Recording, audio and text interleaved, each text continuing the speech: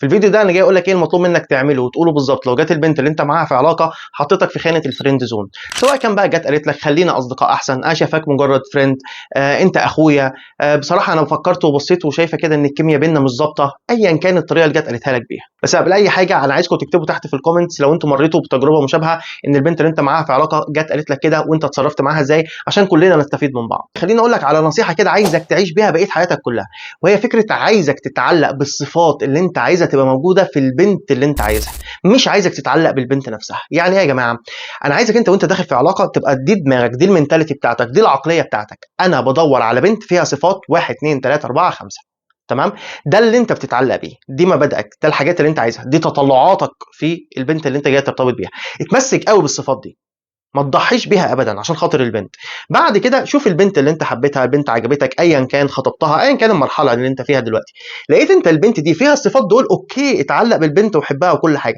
لقيت البنت ما بقاش عندها الصفات دي، او الانسان اللي انت معاه في علاقه ما بقاش عندها الصفات دي، سيبها، لانك انت متعلق اساسا بايه؟ متعلق اساسا بالصفات. لما انت بتعمل كده، لما انت بتتعلق بالصفات مش بالبنت، ساعتها لو جه الانسان اللي معاك او البنت اللي انت معاها في علاقه اتغيرت عليك وبقت انسانه سيئه، ساعتها انت مش هتزعل انك تسيبها، ساعتها هتسيبها بكل سهوله والموضوع مش هيأثر عليك. ليه؟ لانك انت متعلق بالصفات مش متعلق بالبنت. اللي بيحصل في الواقع هو العكس كده تماما، وهو ده اللي بيوجعك وهو ده اللي بيقهرك. اللي بيحصل في الواقع ان انت بتكون متعلق بالبنت اكتر ما انت متعلق بالصفات، فانت بتكون عايز 5 نقط على سبيل المثال، البنت مش مدالك منهم غير نقطه ولا 2، انت بتضحي بمبادئك وبتضحي بالصفات اللي انت عايزها في البنت عشان خاطر البنت دي نفسها انت تفضل مكمل معاها. مش عايزك تعمل كده، تمام؟ حط الموضوع ده، مش عايز اقول لك حلق في ودانك، بس مش عايزك تخرجه من راسك. ودلوقتي بقى خليني اقول لك بالظبط ايه اللي مطلوب منك تقوله وتعمله لو جت البنت قالت لك اي حاجه من الحاجات اللي انا قلتها في اول الفيديو.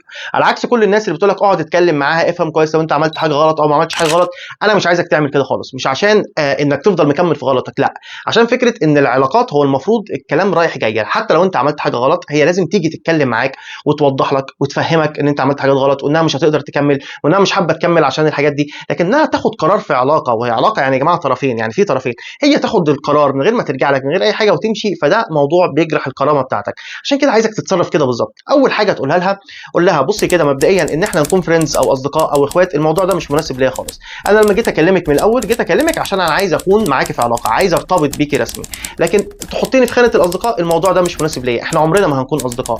انك انت المفروض حتى لو في اي حاجه مضايقاكي مني او في اي شيء، الموضوع ده قرار بناخده احنا الاثنين، ما ينفعش يجي طرف واحد بياخد القرار ده لوحده، لازم يكون في كلام رايح جاي. لكن واضح جدا ان انت اخدت القرار ده من نفسك. عشان كده انا اللي عايزك انت تركزي كويس قوي في الكلمتين اللي انا هقولهم لك دول. انا مش عايز ارتبط بواحده تيجي تقول لي ان احنا عايزين نكون اصدقاء او ان انا شايفاك مجرد اخ، انا الواحده دي ما بتناسبنيش. عشان كده انا هديلك يومين 2 فكري كويس جدا في كلامك، اتاكدي كويس ان هو ده قرارك، لان لو ده قرارك اعرفي كويس ان انا انتهيت من حياتك ومفيش ساعتها اي باب للرجعه تاني ان احنا نكون مع بعض، الموضوع ده هيبقى انتهى تماما. عشان كده انا بطلب منك تاني اقعدي مع نفسك يومين، اتاكدي الاول من قرارك وساعتها تواصلي معايا وساعتها بنقعد نتكلم ان شاء الله. لو انت قلت لها بالظبط الكلام اللي انا قلته لك دلوقتي فانت وصلت لها كم رسائل خرافيه. تعال اقول لك هم ايه.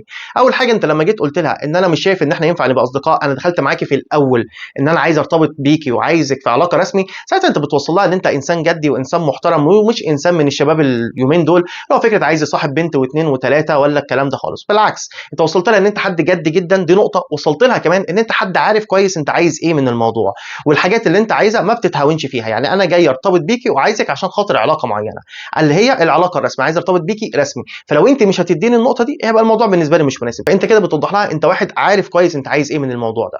تاني جزء بخصوص اللي انت جيت قلت لها اللي هو فكره ان الموضوع العلاقه ده هو علاقه بين طرفين، يعني حتى لو في حاجه مضايقاكي مني لازم كنت تيجي وتتكلمي معايا، ساعتها انت بتوصل لها كويس ان الحاجات فكره العلاقات ما ينفعش تتاخد من طرف واحد. بتفهمها كويس جدا ان انت انسان واعي وعندك كم ذكاء عاطفي غير طبيعي، وفاهم ان العلاقات يعني علاقه بين طرفين، ما ينفعش انت تيجي تاخدي قرار لوحدك من غير ما توضحي اي حاجه للشخص اللي قدامك وساعتها تاخدي القرار كده من غير ما يكون في اي مقدمات ولا اي حاجه. انت كده بالمنظر ده بتفهمها كويس جدا، انت فاهم اللي ليك وفاهم اللي عليك وفاهم اسلوب التعامل وعندك اسلوب تعامل، وما ينفعش ابدا اللي هي بتعمله. اما بقى الجزء الثالث من الكلام او الرساله اللي انت هتبعتها لها لما انت تيجي تقول لها فكره اللي هو انا اللي عايزك انت تاخدي يومين تفكري فيهم في الكلام ده، لانك انت لو انت فكرت في اليومين دول وكان ده قرارك فافهمي كويس ان مفيش رجعه والموضوع بينا انتهى تماما. فانت كده بتوصل لها ان انت ما عندكش اي مشكله انك تخسرها، لانك انت بتدور على انسانه بصفات معينه. انت كده وصلت لها الكلمه اللي انا كنت بقولها لك في اول الحلقه، اللي هو انا انسان بتمسك بالصفات مش متمسك بيكي.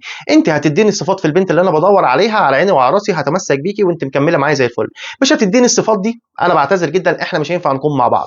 وساعتها انت عملت ايه؟ انت كده قلبت الترابيزه عليها، انت كده عملت الموضوع، قلبت فعلا الترابيزه عليها. يعني هي كانت منتظره منك ان انت تيجي تقول لها ليه انت قلت لي كده، ليه انا عملت حاجه ضايقتك، طب سامحيني، طب لو في حاجه طب نقعد نتكلم، طب استني بس خلينا بس اهدي الاول وبعد كده نشوف. انت بالعكس انت قلبت عليها الترابيزه خالص، بتقول لها انا ما عنديش اي مشكله ان انا اخسرك، بالعكس انت اللي تفكري وتاخدي يومين تفكري فيه، لان الطريقه دي مش مناسبه ليا. وفعلا الطريقه دي مش مناسبه ليك، ما ينفعش ابدا تقبل تكون في علاقه مع بنت تعاملك بالطريقه دي ايا كانت هي مين. زي ما قلت لك اتمسك بالصفات مش بالانسانه نفسها. لازم البنت دي يبقى فيها صفات معينه، والصفه دي صفه انها تيجي كده وتاخد بعضها وتقول لك انا شايفاك ان احنا اخوات، شايفه ان مفيش كيمياء بيننا، شايفه ان احنا خلينا اصدقاء احسن، خلينا نبعد وناخد فتره راحه، الكلام ده كله ما تقبلش بيه نهائي. فانت كده بالمنظر ده قلبت الترابيزه عليها، وبالعكس وانت اللي حطيتها تحت ضغط. وهي كده فهمت قيمتك كويس جدا، فهمت ان انت ونوع واحد جد جدا في العلاقه، عارف كويس انت عايز ايه، عندك كم ذكاء عاطفي غير طبيعي، وبالعكس ما عندكش اي مشكله ان انت تخسرها، وان انت اللي هتخسري مش انا اللي هخسر، لانك انت ما فيكيش الصفات اللي انا بدور عليها. وده كان الفيديو بتاعنا النهارده، لو انت كملت معايا الاخر فاحب اشكرك جدا طبعا، وما تنساش تعمل لايك وكومنت وكل الحاجات دي، وقولوا لي رايكم يا جماعه في الفيديو. وطبعا لو لقيتوا الفيديو مفيد شيروه مع باقي الناس. ولو انت عايز تعرف اكتر عن صفات المراه اللعوب وايه هي الطرق اللي بتستخدمها، فشوف الفيديو اللي طالع قدامكم ده.